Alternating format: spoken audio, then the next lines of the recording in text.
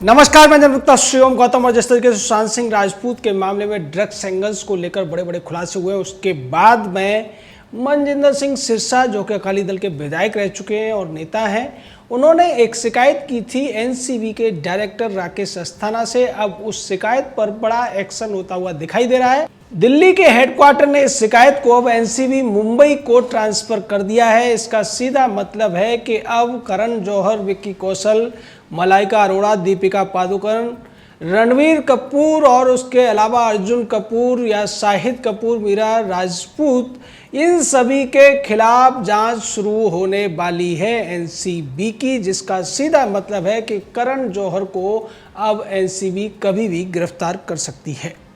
क्योंकि इस शिकायत में मनजिंदर सिंह सिरसा ने, जो कि पहले भी उन्होंने शिकायत की थी मुंबई पुलिस के साथ में, लेकिन मुंबई पुलिस ने उस पर कोई एक्शन नहीं लिया, बल्कि इसको पूरे के पूरे मामले को ठंडे बस्ते में डालने की कोशिश की। और इसको लेकर मनजिंदर सिंह सिरसा ने निशाना भी साधा कि अगर 1 साल पहले इस शिकायत पर कुछ कार्रवाई हो गई होती, करण जौहर, दीपिका पादुकोण जैसे लोगों को गिरफ्तार कर लिया गया होता, उनको सजा मिल चुकी होती, रणवीर कपूर, शाहिद कपूर, मीरा राजपूत, विक्की कौशल, अर्जुन कपूर, मलाइका अरोड़ा जैसे और वरुण धवन, जोया अख्तर जैसे लोगों पर कार्रवाई हुई होती, तो शायद सुशांत सिंह राजपूत की जान बच सकती थी। लेकिन अब ये कार्रवाई होना बहुत ज़रूरी है। इसको लेकर एनसीबी एक्शन में आ गई और एनसीबी ने केस दर्ज कर लिया है करण जौहर के साथ साथ इन सभी लोगों के खिलाफ जिनके नाम मैंने आपको बताए हैं। इन सभी लोगों को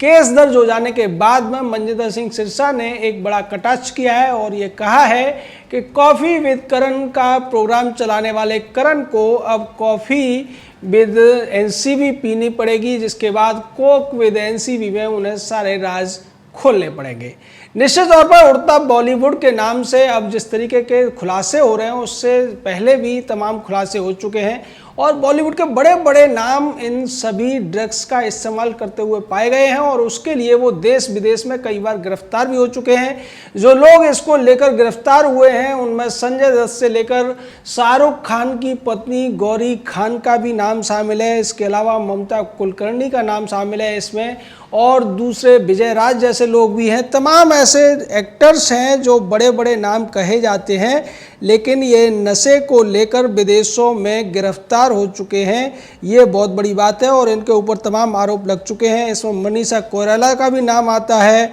और भी तमाम ऐसे लोग हैं जिनके नामों को लेकर पहले ये तमाम खुलासे हुए हैं। इस कड़ी में परवीन बॉबी की मौत को भी देखा जाता है। श्रीदेवी की मौत हुई, उसके पीछे भी ड्रग्स का एंगल दिखाई देता है। दूसरी तरफ अगर बात की जाए तो सुजैन खान, जो कि ऋतिक रोशन की पत्नी रह चुकी है, उसको भी कोकीन लेने की बीमारी है। साथ में गौरी खान पकड़ी गई थी एक बार हेरोइन के साथ में। और अगर बात की जाए, हनी सिंह भी इस मामले में कहीं पीछे नहीं रहा। ये जो बड़े बड़े नाम हैं, ज़्यादातर जैसा कि कंगना रनौत ने कहा था कि 90% से ज़्यादा जो एक्टर एक्ट्रेसेस हैं वो बड़े ड्रग्स यानी कोकीन और हशीश का इस्तेमाल करते हैं और बर्ड्स का यानी कि मारिजुआना और दूसरी जो कैनाबी जैसी जो सिगरेट्स होती है उनका इस्तेमाल तो आम बात है। और इसी के लिए बॉलीवुड में बड़ी बड़ी पार्टियां होती हैं। इन पार्टियों में बड़े बड़े सितारे जाते हैं और जो न्यू कमर्स होते हैं वो अपनी जान पहचान इन सितारों, प्रोड्यूसर, डायरेक्टर्स से करने के लिए उन पार्टियों का हिस्सा बनते हैं और इस तरीके से वो नशे के मकड़ जाल में फंस जाते हैं। लेकिन उस मकड़ जाल का क्या असर होता है वो हमें अब सुशांत सिंह राजपूत के मामले में देखने को मिल रहा है कि एक होनहार एक्टर को नशे के जाल में फंसाया गया, उसकी दौलत लूट ली गई और बाद में उसको रास्ते से हटाने के लिए उसको मौत के घाट भी उतार दिया गया। इसको लेकर अभी भी जांच जारी है और उस जांच में भी तमाम जो खुलासे हो रहे हैं उससे स्पष्ट होता है कि किस तरीके से इस पूरे मामले में एक से एक बड़ा नाम इसमें सामने आ रहा है और साथ में राजनीतिक कनेक्शन जो इसके साथ जुड़ता हुआ दिखाई दे रहा है। उससे भी पता चलता है कि ये जो नशे का कारोबार बॉलीवुड में चलता है ये कोई छोटे मोटे स्तर पर पान की दुकान के स्तर पर नहीं चलता, बल्कि इसको राजनीतिक तौर पर, सरकारी तौर पर संरक्षण दिया जाता है। पुलिस को ये सब कुछ पता होता है। यही वजह है कि अब तक इसकी वजह से तमाम मौतें हो चुकी हैं, लेकिन पुलिस ड्रग्स एंगल्स को खंगालने से अब तक बचती रही थी। चाहे बात की जाए परवीन बॉबी की मौत की मामले की, या बात की जाए दिव्या भारती की मौत की, या फिर जिस तरीके से विदेश के अंदर श्रीदेवी की मौत हुई थी, और जिस तरीके से दूसरे नाम सामने आए थे, संजय दत्त जैसे लोग पहले स्वीकार कर चुके हैं कि वो बहुत ज़्यादा नशे के आदी थे। संजय दत्त को भी एक बार गिरफ्तार किया गया था नशे की पुड़िया के साथ में, कोकीन के साथ में, लेकिन सुनील दत्त का बेटा होने की वजह से, कांग्रेस के बड़े नेता का बेटा होने की वजह से संजय दत्त इस मामले में बच गया था। तो ये पूरी की पूरी जो उड़ता बॉलीवुड की कहानी है, अब ये धीरे धीरे करके खुलती हुई नजर आ रही है। सुशांत सिंह राजपूत मामले में पहले रिया चक्रवर्ती के भाई पर शिकंजा कसता है, भाई अपनी बहन का नाम लेता है, और उसके बाद वो कई खुलासे करती है जिसमें रकुल प्रीत सिंह का भी नाम आता है, सोमन